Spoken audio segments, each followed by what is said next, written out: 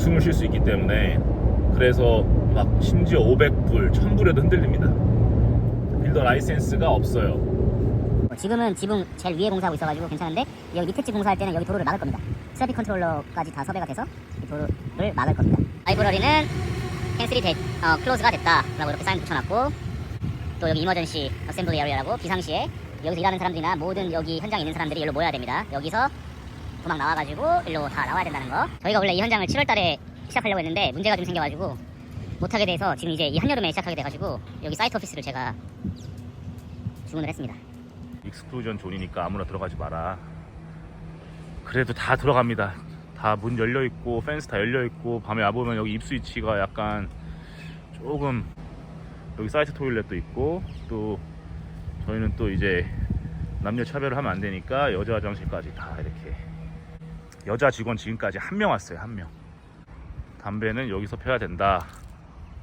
우리가 한 2, 3년 전에 헤일이 심하게 와가지고 그 헤일 데미지 입은 지붕 싹 다 뜯어내고 솔라 패널부터 해서 다 모든 지붕과 지붕 위에 있는 모든 데미지 입은 것을 다 교체하는 겁니다. 여기서 가장 까다로운 점은 이 카운실 담당자랑 커뮤니케이션 하는 게 가장 까다롭습니다. 카운실 자체에도 또 프로젝트 매니저가 있어요. 어떤 호주 아저씨인데, 엔지니어 출신 아저씨인데 이 빌딩에 대해서 잘 모릅니다. 안녕하세요. 호주 사는 목수 데니스입니다. 오늘은 저번 영상에서 얘기한 것처럼 목수 선정시 체크리스트, 목수라기보다도 이제 빌더 선정시 체크리스트, 뭐를 꼭 짚고 빌더를 선정해야 되는지 그거에 대해서 한번 얘기해 보려고 합니다. 목수와 빌더는 조금 다릅니다.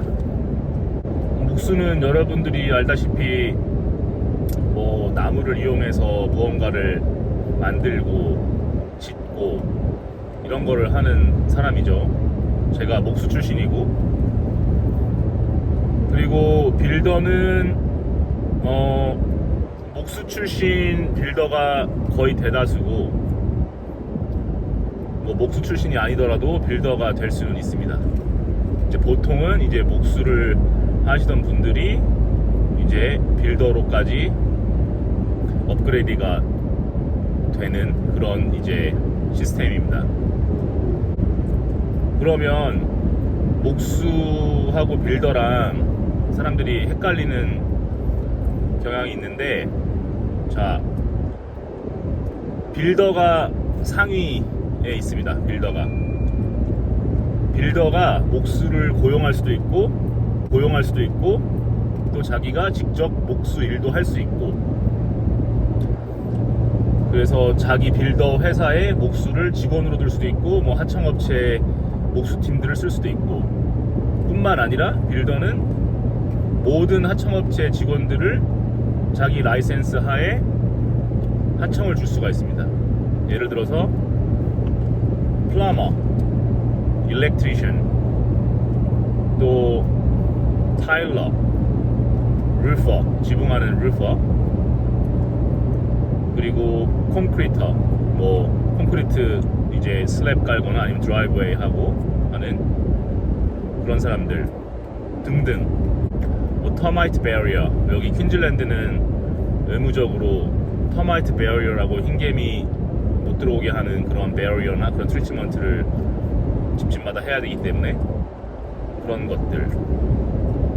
뭐 모든 컨트랙터들, 하청업체 컨트랙터들을 자 빌더 라이센스 하에 이제 고용을 할 수가 있습니다.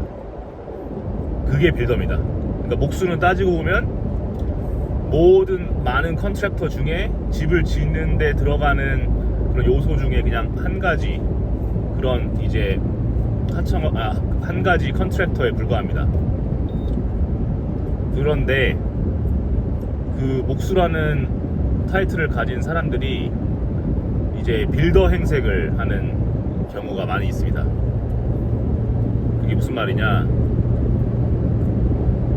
자기는 아직 빌더가 안 됐습니다. 빌더 라이센스가 없어요. 그런데 견적을 낼 때 뭐 전기 얼마, 뭐 플러밍 얼마, 뭐 타일링 얼마, 뭐 페인팅 얼마 이것저것 해가지고 이제 다 빌더인 마냥 그렇게 자기가 견적을 놓고 일을 따내서 그렇게 돈을 버는 사람들이 아주 많이 있습니다. 왜냐면 목수가 이제 보통 그런 일들을 거의 다 같이 다른 하청업체 직원들하고 진행을 해봤기 때문에 잘 알아요. 근데 그 목수 라이센스만을 가지고는 그렇게 자기 분야가 아닌 다른 쪽에 하청을 줄 수가 없습니다. 그 목수 라이센스 캐테고리에 보면 그 사람이 뭐를 할 수 있고 뭐를 하면 안 되는 게 다 나와 있어요. 근데 그거를 알면서도 하는 거겠죠. 알면서도 라이센스 있는 빌더들이 이제 가격 경쟁에서 그런 목수 라이센스만 갖고 있는 사람들이 가격을 좀 더 싸게 들어가서 그렇게 진행해버리면 이제 라이센스 있는 빌더들이 밀리는 겁니다. 왜냐하면 손님들 입장에서는 뭐 레노베이션을 한다거나 했을 때 이제 막 집을 사신 분들이라고 예를 들면 요즘 집값도 많이 올라서 엄청 타이트하게 집을 샀는데 집 공사 비용이라도 좀 아끼고 들어가야 숨을 쉴 수 있기 때문에 그래서 막 심지어 500불, 1000불에도 흔들립니다. 하지만 그 500불, 1000불, 뭐 심지어 5000불이라고 하더라도 거기서 흔들리시면 안 됩니다. 왜냐하면 그렇게 일을 진행했을 때 나중에 문제가 생기면 보상을 받기가 되게 쉽지가 않습니다. 뭐 소송까지 가야 되는 경우도 있고 빌더 라이센스를 가지고 일을 진행하는 사람들은 QBCC라는 이제 기관에 홈 워런티 프리미엄이라는 보험을 가입을 의무적으로 해야 됩니다. 일을 진행할 때. 근데 그것도 중요한 게 모든 빌더가 그것을 해야 되지만 안 하는 사람들이 대다수입니다. 특히 한국 사람들은 그 QBCC 홈 워런티를 안 내고 진행을 합니다. 근데 그거는 의무적으로 빌더가 내야 되는 거고 손님도 그거에 대해서 QBCC 홈 워런티 프리미엄을 가입을 하세요라고 말할 권리가 있습니다. 그건 의무이기 때문에 빌더가 해야 되는 의무이기 때문에 목수인 사람은 목수 일만 하면 된다. 해야 된다. 뭐 거기서 뭐 플라스터링, 뭐 지프랍, 뭐 석고 보드 붙이는 거, 뭐 플라스터링 하고 뭐 페인팅 하고 뭐 이것까지는 다 오케이입니다. 오케이. 근데 플러밍 건들면 안 되고 전기 건들면은 특히 안 됩니다. 그거를 라이센스 있는 사람을 자기가 쓰면서 해도 안 돼요. 왜냐면 자기는 거기에 그 사람들이 하청업체 그 전기나 플러머들이 제공하는 가격에 자기는 마진을 얹을 거니까. 근데 목수는 그렇게 하면 안 되는 그런 라이센스 클래스입니다.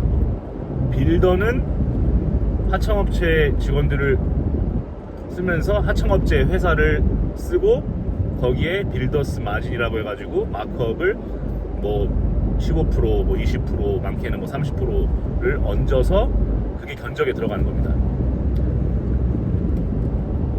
그게 다 이제 빌더들이 진행할 때 들어가는 비용들이 거기 다 이제 포함이 되는 겁니다. 이제 뭐 매니지먼트, 뭐 슈퍼비전, 그리고 어드미니스트레이션, 그리고 QBCC 보험비 이런 게 다 그런 거에 이제 마진 안에 들어간다고 보시면 됩니다. 보통 마진은 뭐 20%, 25%라고 생각하시면 될 것 같고 조금 이제 가격 경쟁을 맞추려고 15%로 들어가는 빌더도 많고 그래서 라이센스로 봤을 때는 빌더가 거의 최상위에 있다 이렇게 보시면 됩니다. 그 빌더 라이센스에서도 또 클래스가 나뉩니다. 빌더 라이센스에서도 화장실, 주방만 공사할 수 있는 빌더 라이센스 뭐 그런 사람들은 집은 못 짓겠죠. 아니면은 풀 레노베이션 같은 거 못 하겠죠. 익스텐션이나 뭐 이런 거. 그리고 또 샵피팅, 또 샵이라고 이제 샵피팅이라고 하면은 이제 뭐 오피스라든지 아니면 상가에 이제 뭐 식당이라든지 옷가게 뭐 이런 샵피팅을 할 수 있는 샵피팅 라이센스, 빌더 라이센스. 뭐 예를 들어서 뭐 빌더 라이센스 restricted to 샵피팅, 아니면 restricted to bathroom renovation, 뭐 이런 식으로 되어 있습니다. 정확한 거는 다 QBCC 웹사이트에 나와 있습니다. QBCC가 뭐냐면, 그리고 제가 말씀을 못 드린 게, 저는 지금 호주 퀸즐랜드에 관련된 것만 지금 말씀을 전하는 겁니다. 다른 주도 비슷하게 있겠지만 저는 다른 주는 잘 모르고 다른 주에 대해서는 제가 조언을 드릴 수가 없습니다. 그 점 양해해 주시고, 그래서 퀸즐랜드에서 적용되는 그런 이제 뭐 법 조항이죠. 퀸즐랜드 QBCC 액트라고 해가지고 거기에 모든 게 다 나와 있습니다. QBCC가 뭐 퀸즐랜드 빌딩 앤 컨스트럭션 커미션, 뭐 그렇게 해서 QBCC 줄임말로 알고 있습니다. 그래서 빌더를 선정할 때 첫 번째, QBCC 라이센스 보여주세요, 이렇게 요청을 하세요. 당연한 겁니다. 그리고 빌더가 견적을 낼 때 그 견적서에는 디테일에 QBCC 라이센스 넘버, 그리고 회사 ABN 넘버, 뭐 회사 이름 당연히 있을 거고, 이런 게 다 들어가 있어야 되고, 그때 그거를 그냥 서치해 보면 됩니다. 그래서 그 회사 이름, 회사 ABN하고 그 QBCC 라이센스에 있는 게 매칭이 되는지 확인해야 되고, 자, 그럼 그걸 확인했다. 그러면 또 뭘 확인해야 되냐? QBCC 라이센스를 들어가서 서치를 할 때 거기에 또 라이센스 히스토리가 있습니다. 그럼 그 히스토리에 들어가 보면 이 사람이 지금까지 얼마나 많은 일을 했는지, 몇 년도부터 했는지, 그리고 일을 했을 때 문제가 생긴 게 있는지, 뭐 벌점을 먹은 게 있는지, 뭐 디펙트 먹이라고 해가지고, 뭐 디펙트라고 이제 하자가 생겼는데, 하자가 생겼다고 무조건 거기 리스트에 남는 게 아닙니다. 하자가 생겨서 일 처리를 제대로 안 해줘서 QBCC가 인스펙션을 가서 QBCC 인스펙터가 고치라고 했는데도 불구하고 안 한 경우, 뭐 이런 경우, 그런 경우에 거기에 이제 벌점을 먹고 기록이 남게 되어 있습니다. 그래서 그런 것도 이제 볼 수 있고, 또 이 사람이 지금까지 얼마만큼 값어치의 일을 매년 하고 있는지, 만약에 한 집을 짓는데 만약에 60만 불이 들었다, 그럼 그 해에 만약에 한 집밖에 안 졌어요. 그러면 60만 불이 거기 떠요. 왜냐면 60만 불에 대한 QBCC 홈 워런티 프리미엄을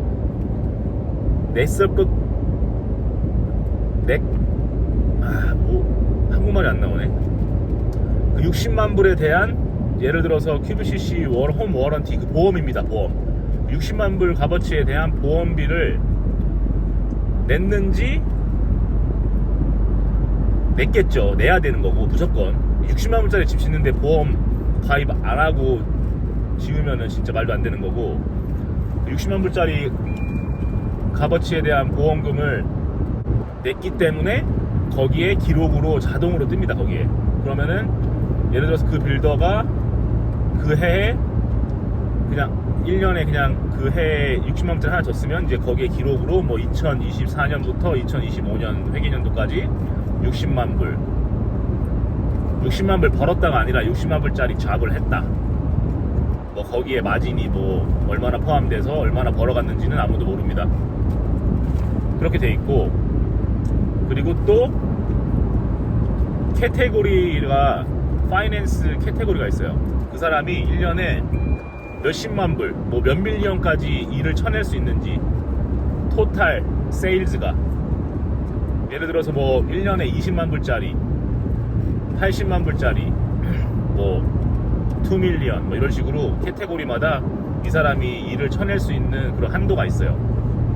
그걸 왜 정해놨냐면, 그냥 막 개인 솔 트레이더인데 막 자기가 뭐 소개나 이런 걸로 일을 막 따내가지고 막 그게 뭐 10 밀리언 뭐 20 밀리언 값어치 되는 잡들을 따냈는데, 이 사람이 파이낸스 그런 쪽으로 자기 자산이 충분하지가 않으면, 만약에 일을 진행하다가 잘 안 되면은 그거를 커버할 수 있는 능력이 안 되기 때문에 80만 불 이상 넘어가는 캐테고리에 가려면 자기 에셋을 증명해야 됩니다.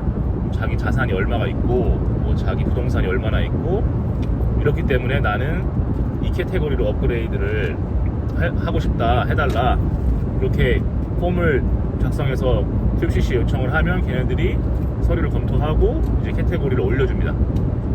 그렇게 한 단계 한 단계씩 이제 올라가겠죠. 어찌 됐든 제가 지금 말씀드리는 거는, 한인 손님들이 뭐 새 집을 짓든 집 레노베이션을 하든 간단한 레노베이션을 하든 그 라이센스를 꼭 체크하세요. 라이센스를,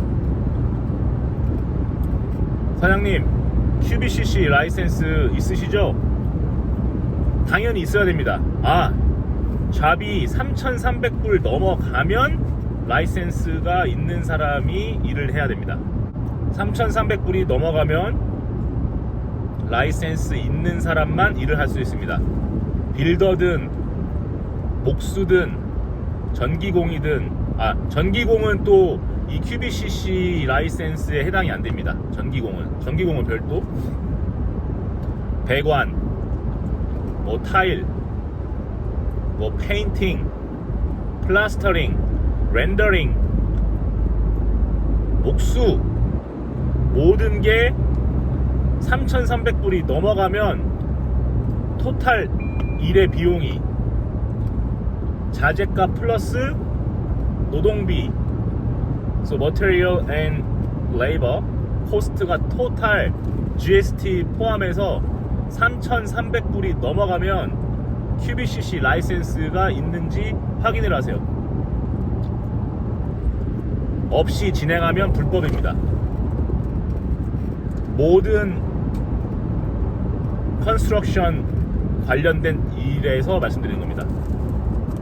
만약에 청소다, 청소는 컨스트럭션 일이 아니기 때문에 3,000불 넘어가든 5,000불 넘어가든 10,000불 넘어가든 아무 상관없습니다. 근데 컨스트럭션 관련된 일을 할 때 QBCC 라이센스 캐테고리에 있는 그런 직종에 관련된 일을 할 때 3,300불이 넘어갔다 그러면 사장님 QBCC 라이센스 있으시죠? 예, 그것 좀 보여주세요.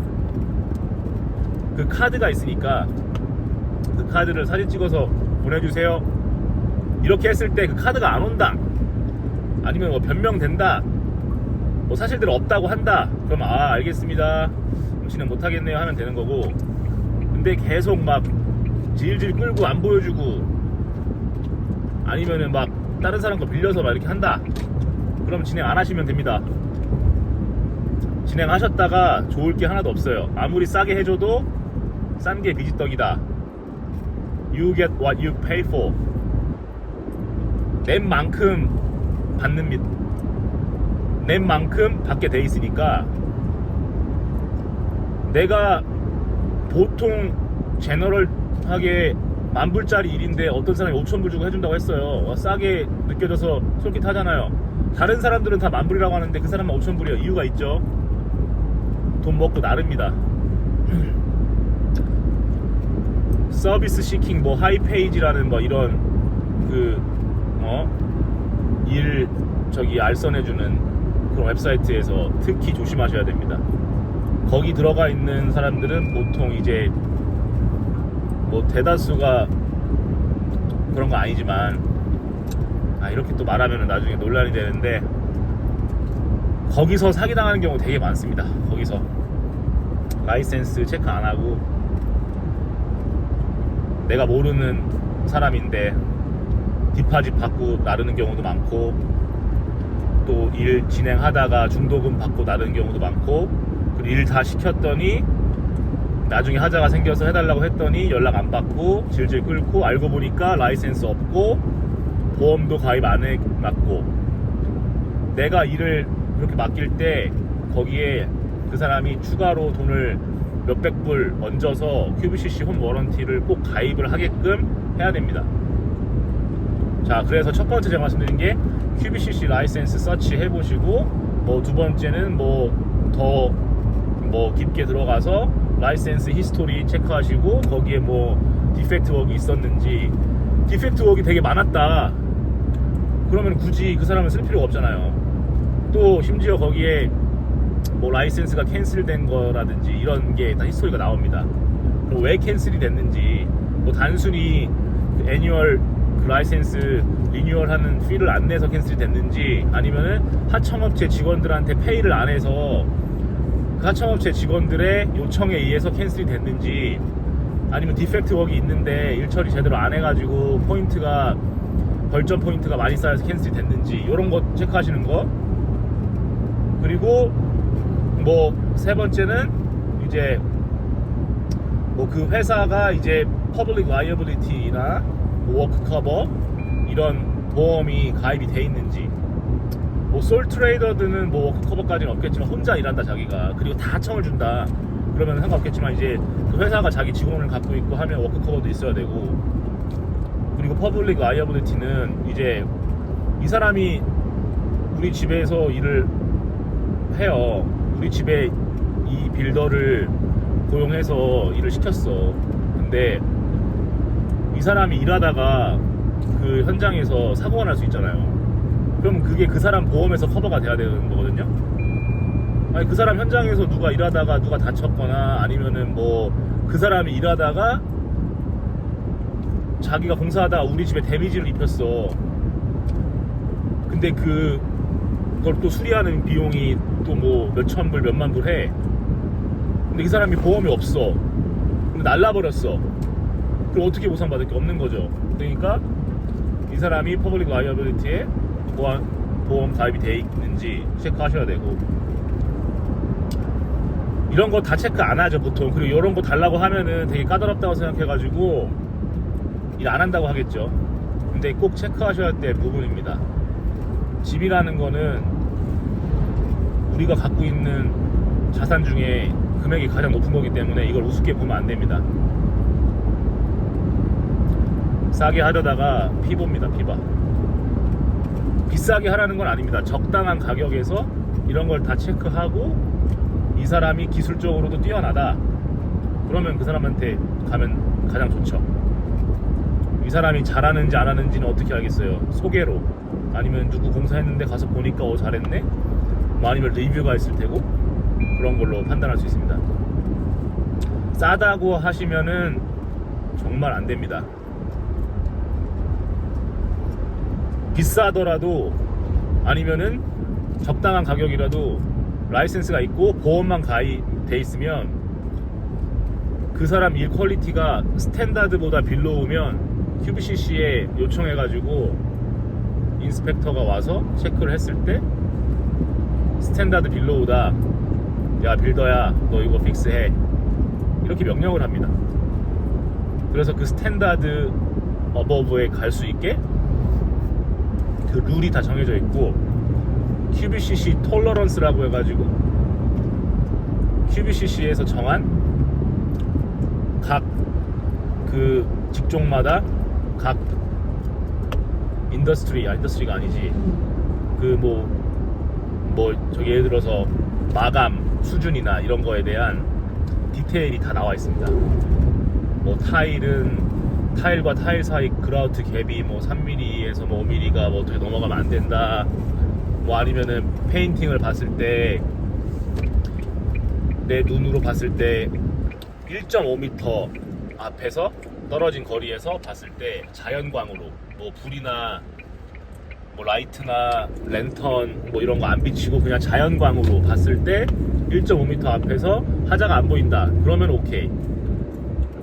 근데 1.5m 앞에서 자연광으로 봤을 때 보인다 그러면 디펙트 하자, 그러면은 보수하라 이겁니다.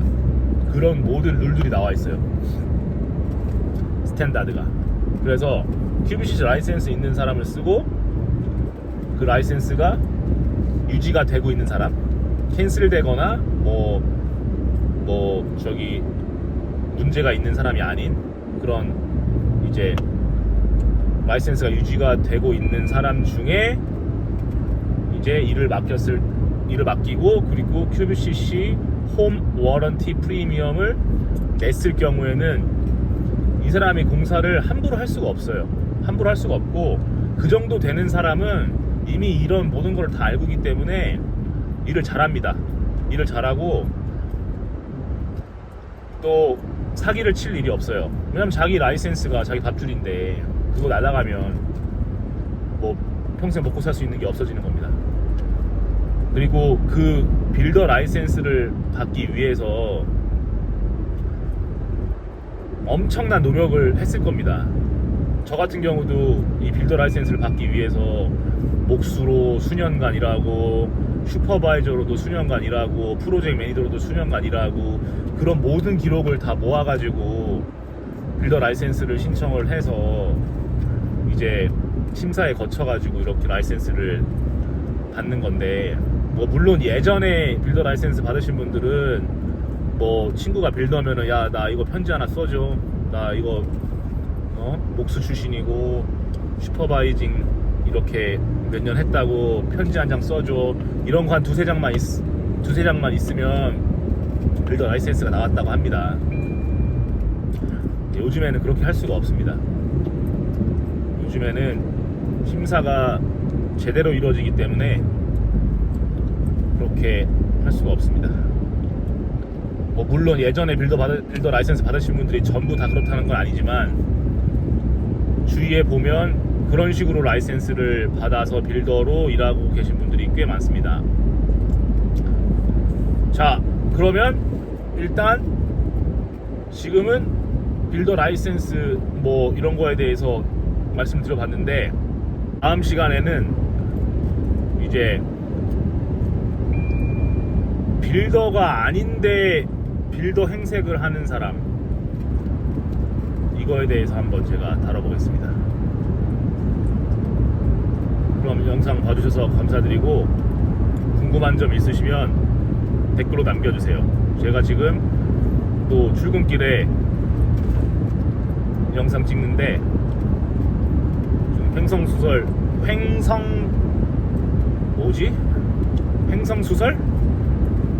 횡성수설인가?